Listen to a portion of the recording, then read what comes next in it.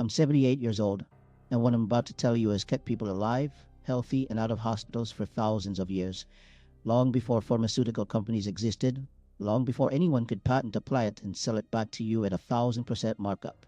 Most people think natural remedies are folk medicine, cute little stories from grandmothers who didn't know better, and that is one of the most dangerous misconceptions alive today.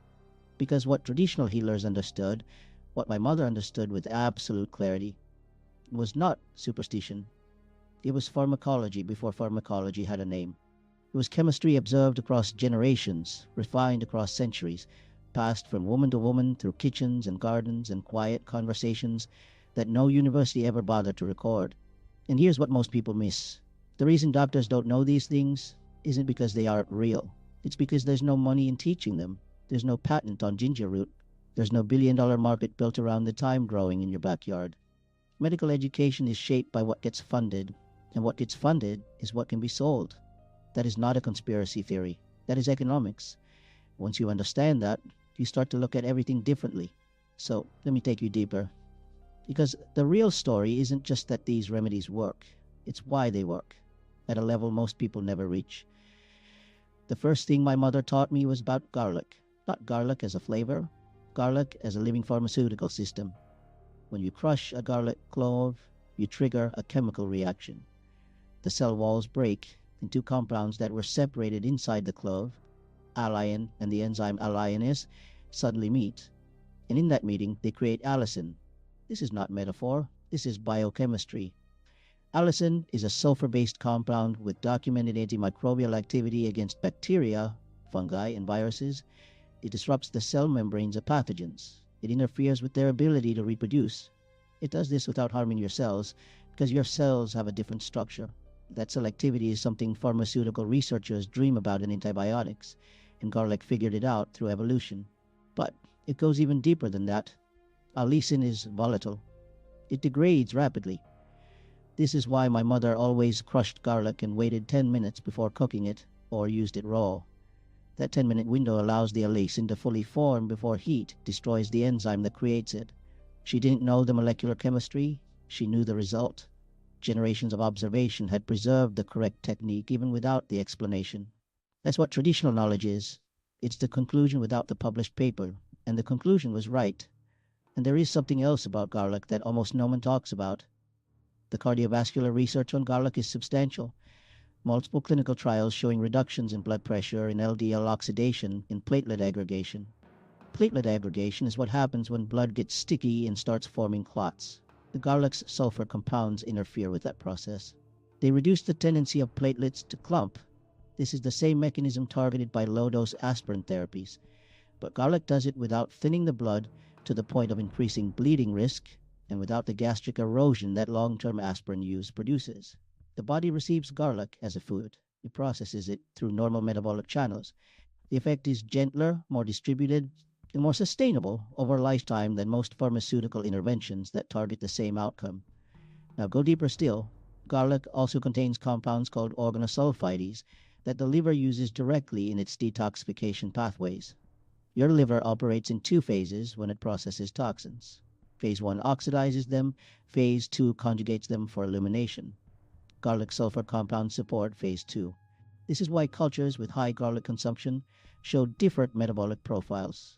This is why it has been used for cardiovascular health, for immune function, for inflammation. Each one of those uses traces back to real mechanisms, not magic, mechanism. The second remedy was ginger. And again, most people stop at the surface. They know ginger helps with nausea. They've heard it's good for digestion, but the reason it works for nausea is deeply tied to its action on serotonin receptors in the gut. Your gut has more serotonin receptors than your brain does. Ginger's active compounds, gingerols and shogalls, interact with a specific receptor called 5-HT3, which is the same receptor that expensive anti-nausea drugs target. The pharmaceutical version blocks that receptor chemically. Ginger modulates it more gently, more broadly, with a fraction of the side effects. And unlike the pharmaceutical, ginger also reduces the underlying inflammation that often causes the nausea in the first place.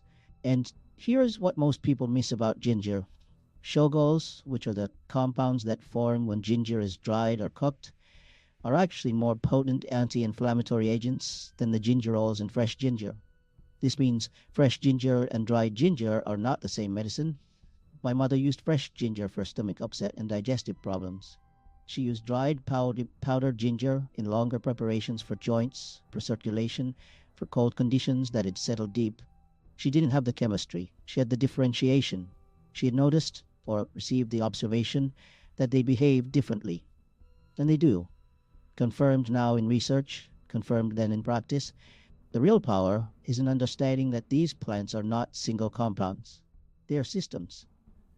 And the interaction between their compounds, what researchers now call the entourage effect, creates outcomes that no isolated molecule fully replicates. This is the fundamental limitation of pharmaceutical reductionism. It extracts one thing, standardizes it, doses it. And sometimes that works. But it loses the conversation happening between hundreds of compounds that evolved together precisely because that conversation produced better outcomes. The third thing she taught me was about time, specifically thyme as a respiratory medicine. Thymol, the primary compound in thyme, is a phenol with powerful antiseptic properties. It's been used in mouthwash formulations precisely because of its antimicrobial action. But inhaled as steam or taken as a tea, thymol acts on the bronchial passages. It relaxes smooth muscle in the airways. It loosens and breaks up mucus. It inhibits the growth of organisms that cause respiratory infections. My mother made thyme tea for every cough, every cold, every chest tightness. She added honey, raw honey, always raw, because raw honey contains enzymes that produce hydrogen peroxide in contact with moisture. Hydrogen peroxide is the same compound your immune cells use to kill pathogens. A spoon of raw honey in warm thyme tea is not a grandmother's comfort. It is a delivery system for multiple antimicrobial mechanisms hitting the same problem from different angles simultaneously. But it goes even deeper than that. Thyme also contains rosmarinic acid, which is a potent antioxidant and anti-inflammatory. Rosmarinic acid crosses the blood-brain barrier. It has demonstrated neuroprotective properties.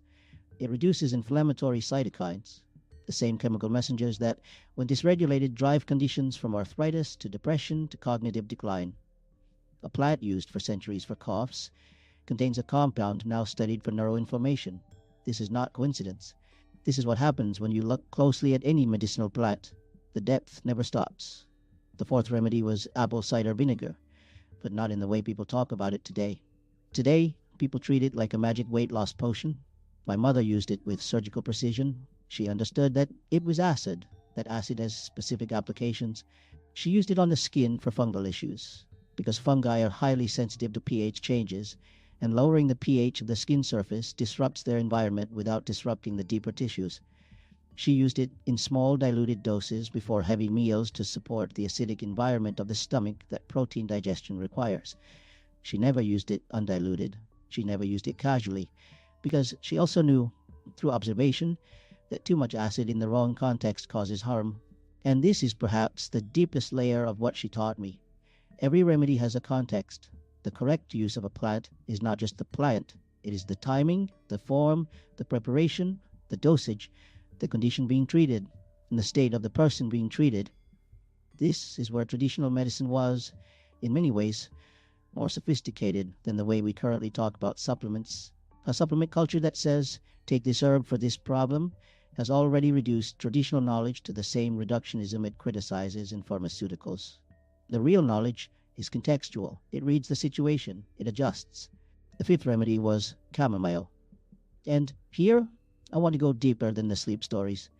Yes, chamomile promotes relaxation. Yes, it has mild sedative effects through a compound called apigenin, which binds to benzodiazepine receptors in the brain, the same receptors that anti-anxiety drugs target. But what my mother used chamomile for most was gut inflammation, because apigenin is also a powerful anti-inflammatory in the digestive tract. It reduces spasm.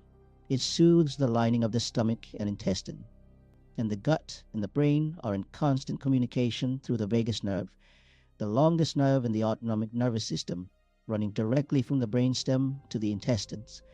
When chamomile calms gut inflammation, it sends signals up the vagus nerve. The nervous system receives those signals and downregulates its stress response. The calm you feel from chamomile tea is partly the apigenin at the receptor, and partly the gut telling the brain that the environment is safe. That is a loop. That is a system working as a system. That is something you cannot replicate by isolating a pygeon in a capsule and taking it without the warmth, without the ritual, without the act of slowing down to prepare and drink something that takes time. That brings me to the practical application. Because none of this matters if it stays abstract. Crush your garlic and wait. The 10 minutes cost you nothing and doubles the medicine. Use time when you feel something moving into your chest. Make the tea strong, add raw honey, breathe the steam before you drink it. Differentiate between fresh and dried ginger, fresh for your stomach, dried for deeper inflammation. Use apple cider vinegar precisely, not liberally. Diluted in context for specific purposes. And drink chamomile not as a habit, but as an intervention. When your gut is unsettled, when your nervous system is overwhelmed, when you need to close the loop between body and mind. The deeper principle beneath all of this is one thing. The body is not passive, it is always working toward balance. What these remedies do is support that work. They provide compounds the body's systems recognize and can use. They don't override the body's intelligence, they collaborate with it. That is the philosophy beneath every remedy my mother ever made. Not fighting disease with maximum force, supporting life with precise tools. What has been lost in the modern world is not the plants. The plants still grow. What has been lost is the attention, the patience to observe, the willingness to understand why something works before deciding it doesn't. My mother never had a laboratory, but she had something rarer. She had generations of careful observation distilled into daily practice. And when I look at what is now being confirmed in research journals, paper by paper, compound by compound, I think about her hands in the kitchen, moving with certainty. And I understand that she already knew, not because she was magical, because the knowledge was real and she had received it and she had paid attention. The question we're sitting with is this. If these mechanisms are real, if allicin, thymol, apigenin, gingerols, and acetic acid all have documented pharmacological actions, then what does it mean that we live in a society where most people have never heard this explained? It means that the transmission of knowledge has been interrupted, not disproven, interrupted. The generation that carried this knowledge in its hands was told it wasn't scientific, and the generation that came next didn't learn it. And now we are left with a population that reaches for ibuprofen for inflammation that ginger could address, for antacids for acid imbalances that a single dietary adjustment could resolve, for sleep aids for nervous systems that chamomile and a quiet hour could calm. This is not about rejecting modern medicine. Modern medicine is extraordinary for emergencies, for acute crisis, for conditions that have progressed beyond what nutrition and plants can address.